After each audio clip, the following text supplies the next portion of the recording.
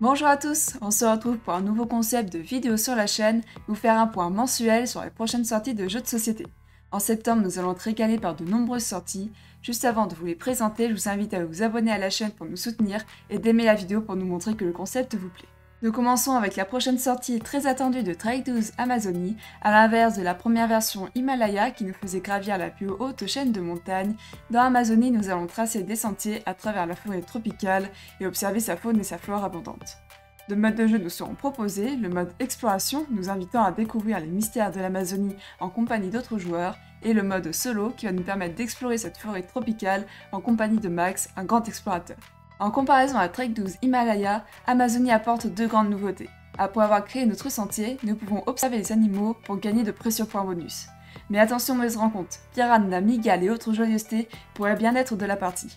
Tout comme dans la première version, Trek 12 Amazonie nous promet des surprises avec du contenu à débloquer. Dans Canvas, nous incarnons un peintre en compétition dans un concours d'art. Nous collectionnons des cartes d'art grâce à des jetons d'inspiration et les superposons pour révéler ou couvrir différentes combinaisons de conception. Nous créons ainsi une peinture par la superposition de 3 cartes transparentes. Ensuite, nous présentons notre chef-d'œuvre aux autres peintres. Pour connaître l'avis du jury, nous comparons notre peinture à leur grille de notation. Pour chaque grille de notation, nous pouvons obtenir un ruban qui nous permet de remporter des points. Toujours sur la thématique d'un concours, dans Jardin anglais, nous incarnons des jardiniers rivaux déterminés à remporter la récompense du plus beau jardin anglais pour notre village.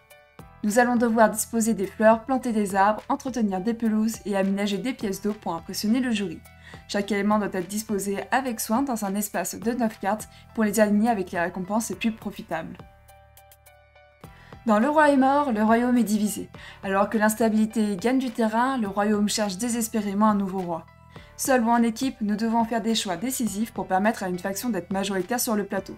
Si nous sommes le candidat préféré de la faction triomphante, ce royaume sera le nôtre. Pour cela, nous ne disposons que de 8 cartes pour l'ensemble de la partie. Nous allons devoir influencer l'équilibre du pouvoir sur le plateau pour tenter d'arriver à nos fins. Mais prenons garde car les autres joueurs ne nous laisseront pas gagner si facilement. Ils comprennent nos plans trop tôt et pourront nous les déjouer, mais si nous jouons trop tard, nous prenons le risque de manquer de temps. Nous devons choisir avec soin nos actions et les moments où nous les déclencherons. Nicodemus est un jeu dans l'univers d'Imaginarium où deux joueurs vont devoir s'affronter pour remporter la partie.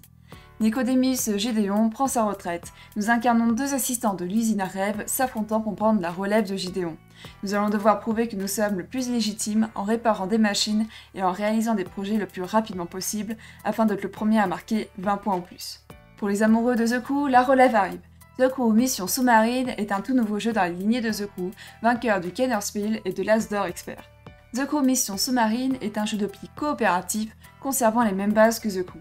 Dans cette nouvelle version, nous allons plonger au cœur des océans afin de mener une mystérieuse expédition. Les tâches y seront plus nombreuses et plus variées, complexifiant les mécaniques de jeu.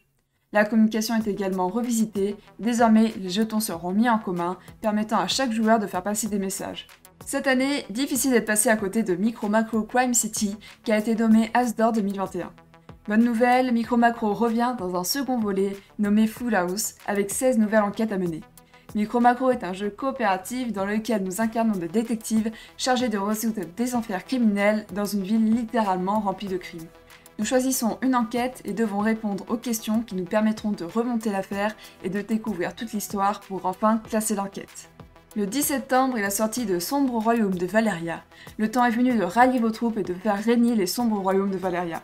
Dans ce jeu, nous incarnons les hordes de monstres, voilà de quoi changer notre vision des choses. Nous allons visiter des tombeaux pour avoir des sbires, de la magie, des gemmes et de l'or pour alimenter la guerre. Sur le champ de bataille, nous enverrons nos monstres pour tenter de conquérir les territoires et gagner des points de victoire. Toujours dans le thème de la guerre, les sagas de la mer du Nord continuent avec la sortie prochaine de Charpentier de la mer du Nord. Dans ce nouvel opus, notre objectif est de construire la plus grande flotte de Drakkar pour envahir de nouvelles terres, agrandir notre royaume et accumuler toujours plus de richesses et de trésors. Nous allons devoir accumuler du chêne, de la laine et du fer, mais aussi recruter des artisans. Le joueur ayant le plus de points de victoire remporte la partie. Saga des runes de la mer du Nord sortira également en septembre. Cette extension va permettre de transformer la trilogie en une saga épique. Dans cette compétition, il va falloir collecter le plus de pierres uniques et remporter le titre très convoité de chef de clan. Chaque chapitre propose 3 pierres uniques à collectionner. Celles-ci sont attribuées au premier joueur à atteindre un objectif particulier. Ces pierres offriront à leurs détenteurs des avantages sur les chapitres suivants. Une fois les 3 chapitres joués, le joueur avec le plus de pierres uniques devient le chef de clan. Avec l'insondable, nous sommes en 1913 à bord d'un modeste paquebot réalisant une traversée jusqu'à Boston. Cependant, une rumeur vous parvient au bout de quelques jours. Une ombre immense semble suivre le navire sous les vagues. Certains passagers présentent des comportements très étranges et nous ne nous sentons pas non plus dans notre état normal. Nos nuits sont tourmentées par des visions de paysages aquatiques où s'amassent de sombres silhouettes. Dans l'insondable, nous allons devoir nous méfier les uns des autres. Certains lutteront pour leur survie, alors que d'autres sont des traîtres envoyés sur le navire afin de l'empêcher de rejoindre le port. Saurez-vous les reconnaître et permettre aux passagers d'arriver sains et saufs à leur destination, ou bien les traîtres arriveront-ils à faire couler le bateau ? Le troisième opus de la vallée des marchands fait son arrivée. L'extension standalone Le Grand Transcontinental arrive avec l'âge de fer et le développement du réseau ferroviaire qui couvre tout le continent. La responsabilité de négocier le tracé des voies et de superviser le développement repose sur les épaules du directeur du chemin de fer, mais ce poste est à pourvoir. Le conseil d'administration a alors décidé d'organiser une compétition entre de talentueux marchands pour pouvoir désigner le nouveau dirigeant. Nous allons devoir échanger des marchandises, gérer habilement notre stock, achalander notre étal et montrer au monde que nous sommes dignes d'être le nouveau membre de la guilde des commerçants extraordinaires. Deux nouveaux jeux Force the Story seront prochainement disponibles en boutique. Dans Donjons et Siphons, l'entretien du donjon est un travail difficile, rempli d'épreuves, et il est grand temps que le seigneur du donjon nous prenne en considération. Nous choisissons l'un des 10 personnages et inventons une histoire au cours des 49 cartes événements que nous allons tirer. Dès que la carte « L'heure du vote a sonné » est tirée, il faudra élire le digne représentant qui ira présenter le groupe devant le seigneur du donjon. En revanche, dans Rituel, l'ambiance est tout autre. Nous jouons des personnages qui appartiennent tous au même culte et vénèrent une puissance surnaturelle. En son nom, nous pratiquons de nombreuses cérémonies. Notre culte nous a récemment chargé d'une mission capitale, préparer le rituel qui sera l'accomplissement de toutes nos recherches ésotériques. La version Purple Edition de What's Missing sera bientôt disponible. What's Missing est un jeu où nous allons devoir faire deviner un mot en dessinant tout ce qui l'entoure, mais pas le mot lui-même. Dans cette version violette, le jeu reste le même, mais s'enrichit de 240 nouvelles cartes et d'un niveau de difficulté supplémentaire. Little Factory reprend les mécaniques de jeu de Littleton sous un format de cartes épuré afin de le rendre plus accessible. Dans Little Factory, nous allons devoir produire, vendre, échanger, bloquer les adversaires et récolter de précieux points d'influence en construisant de chouettes bâtiments. Merve, la route de la soie est un jeu qui se déroule à la frontière entre l'Orient et l'Occident, dans l'ancienne ville de Merve, une plaque tournante des bourses et du commerce. En tant que joueurs, nous allons nous disputer le pouvoir et les richesses de cette cité. Corruption et accords douteux devront être de mise pour tenter de profiter au mieux de cette prospérité. Cependant, des hordes mongols approchent de la ville, menaçant de la détruire. Nous devrons choisir entre aider à la construction des murs de la ville, au détriment de notre influence, ou délaisser la ville sans protection et tout perdre. Anachronie fait son grand retour dans sa version essentielle.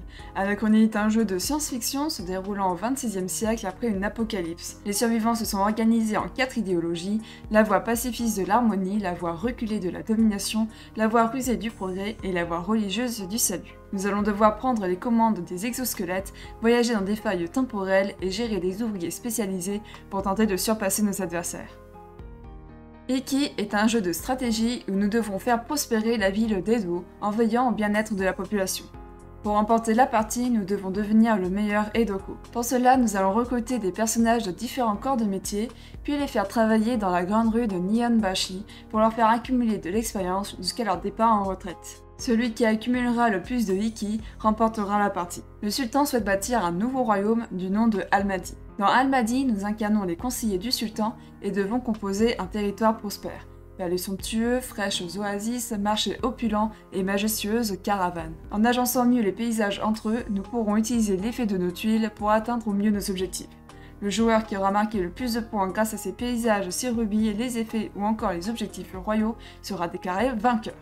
Fan de Welcome to Your Perfect Home, bonne nouvelle, Welcome to the Monde devrait arriver fin septembre dans votre boutique favorite. Dans Welcome to the Monde, nous allons coloniser l'espace afin de sauver l'humanité. Le jeu est composé de 8 aventures différentes, formant une histoire complète avec une difficulté croissante. La mécanique du jeu reste la même, on choisit une action parmi 3 cartes et on l'inscrit sur notre feuille où les numéros doivent être croissants. Beaucoup d'autres jeux seront de sortie en septembre, qui est un mois très chargé en nouveautés. On retrouvera également de nombreuses rééditions de jeux qui devraient ravir plus d'un joueur. J'espère que cette vidéo vous a plu et vous a donné l'envie de mieux découvrir un jeu. Je vous invite à partager en commentaire quels sont vos jeux les plus attendus en septembre et dans les mois à venir. On se retrouve pour de prochaines vidéos, à bientôt et surtout amusez-vous bien.